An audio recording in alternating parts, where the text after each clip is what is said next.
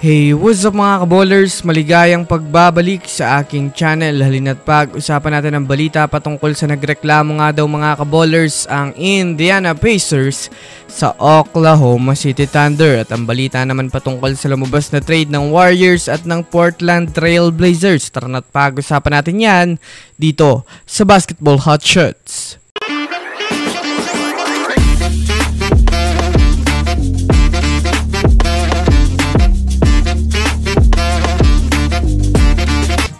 Una nga muna tayong dumako mga kaballers sa balita patungkol sa nagreklamo nga daw mga kaballers ang Pacers sa OKC Thunder. Well, alam naman nga po natin sa ngayon mga kaballers na tayo na nga po ang standings ng NBA Finals matapos magawa ngang manalo ng OKC kanina kontra sa Pacers sa score na 123-107 na masasabi nga natin mga kaballers hindi na nga talaga pinaporma pa ang OKC sa laro.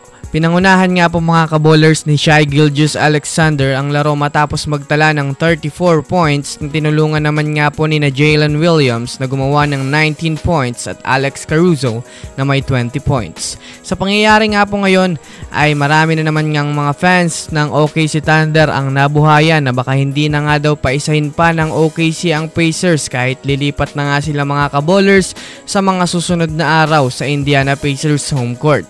Base naman nga po sa naging post-game interview ng superstar ng Pacers na si Tyrese Haliburton, inamin nga nito mga kaballers na masyado nga daw nag-stand out ang laro ng OKC ngayon. Masyado nga daw humigpit ang depensa nila at nakapag-adjust ng maayos kaya nahirapan nga sila mga kaballers na makapag-penetrate pa na para manalo sa laro. Para sa kaalaman ng lahat sa mga gustong makapanood mga kaballers at masubaybayan ng mga teams na kanilang gustong magkampiyon ngayong season ay maaaring bisitahin nyo lang mga kaballers ang FB page ng Keropi PH at i-message kung gusto nyong mag-avail ng NBA League Pass sa halagang 300 pesos ay di nyo na kailangan umasa sa mga live streamers para makapanood ang mga laro. Again, one-time payment, pwedeng makapanood ng live games until finals na yan mga kaballers at ilalagay ko sa comment section ng link.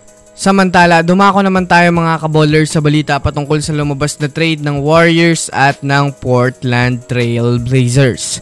Well, alam naman nga po natin sa ngayon mga kaballers na hindi na nga po nakakasigurado ang Warriors ngayon na mapapanatili pa nila si Jonathan Kuminga.